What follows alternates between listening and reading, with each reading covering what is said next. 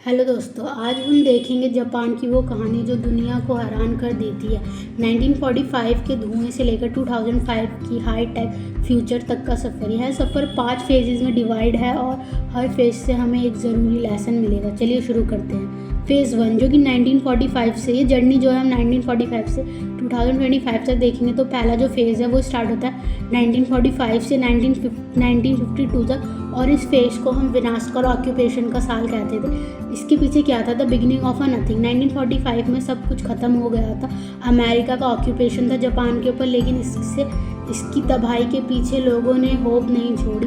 They focused on the democracy और basic survival. सीखने वाली बात इस फेज से ये थी कि जापान ने सब खो दिया था लेकिन होप नहीं खोई थी, और हमेशा एक बहुत बड़े अंत के पीछे एक नई बहुत बड़ी शुरुआत होती है। जब सब कुछ चला जाता है तभी रिसॉल्व आते हैं, रेवोल्यूशन आते हैं, रखना ज़रूरी है। फिर आता है फेज़ 2। फेज़ 2 जो हमारा फेज़ 2 है वो 1953 से 1979 तक रहा है। इस फेज़ को हम कहते हैं तेज़ ग्रोथ का ज़माना। हम इसको क्यों कहते हैं? क्योंकि द इकोनॉमिक मिरेकल ये हुआ था। ये वो टाइम है जब जापान ने रिकॉर्ड स्पीड से अपनी इकोनॉमी को बढ़ाया, इंडस्ट्रियाँ चल पड़ी। सिखाने वाली बात ये है, वर्ल्ड्स फास्टेस्ट ट्रेन इसी साल में बढ़नी। हर कोई एक्स्ट्रा हार्डवर्क कर रहा था जापान को आगे ले जाने के लिए। क्वालिटी को भगवान बना लिया गया। जापान की क्वालिटी दुनिया में सबसे अच्छी मानने लग गए थे इन सालों में, और आज भी मानते हैं। और फिर आया फेज़ 3 जिसको हम कहते हैं बबल बर्स्ट और स्टैग्नेशन का साल। इसको हम ऐसा इसीलिए कहते हैं क्योंकि इस साल में 80s में जापान की एक्सपेक्टेशन बहुत बढ़ गई थी और जापान बाकी कंट्रियों पर कुछ ज़्यादा ही ओवर डिपेंडेंट हो गया था। लेकिन इस साल क्या हुआ? जब लोगों को एक्सपेक्टेशन ज़्यादा होती है उसी साल कुछ एक्सप्लोड होता है, और ऐसा ही हुआ जो जापान में एकदम से बबल बर्स्ट हो गए। सारी कंट्रीज के शेयर डूबने लग गए, बिकॉज जापान जो था दूसरी कंट्रीज़ की इंडस्ट्रीज़ पे रॉ मटेरियल के लिए काफ़ी ज़्यादा डिपेंडेंट हो गया था। तो इस साल इसीलिए बबल बर्स्ट हुआ। फेज़ 3 जो स्टार्ट हुआ था 1980 से 2000 तक ये रहा। फिर आता है आपका फेज़ 4 जिसको हम डिज़ास्टर से रिजाइलेंस का साल कहते हैं, जो कि आपका 2001 से 2015 के बीच रहा था। इसके अंदर हम इसको डिज़ास्टर का फेज़ इसीलिए कहते हैं क्योंकि इसके अंदर जापान की पॉपुलेशन कम होने लग गई, और 2011 में ग्रेट ईस्ट जापान अर्थक्वेक भी आया था। कुछ हिल गया, उस अर्थक्वेक ने सब हिला दिया।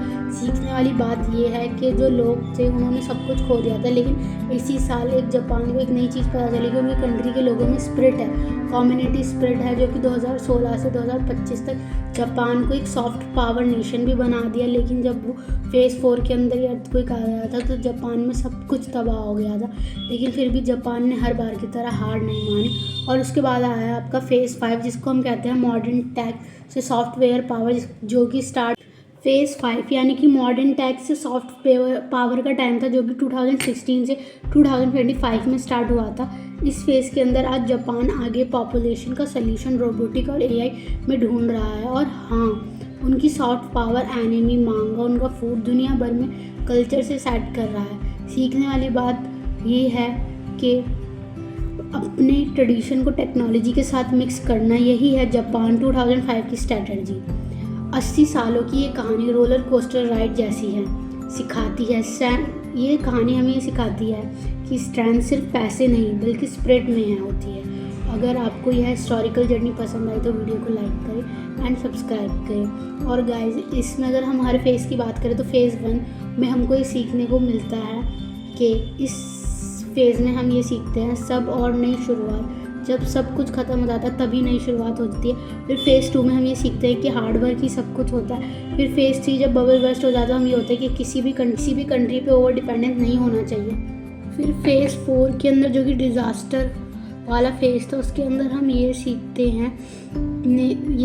हैं कि मुश्किल वक्त में कम्युनिटी स्पिरिट ही सबसे बड़ा सपोर्ट होता है। फिर फेज़ 5 में हम ये सीखते हैं कि मॉडर्न टेक सॉफ्टवेयर, जो कि 2016 से 2005 तक था, 2025 तक है, उसमें हम ये सीखते हैं कि आपको अपनी टेक्नोलॉजी, आपके कल्चर, आपके ट्रेडिशन को आपको अब टेक्नोलॉजी से मिक्सअप करके दुनिया के सामने फेस करना है। Like and subscribe for more video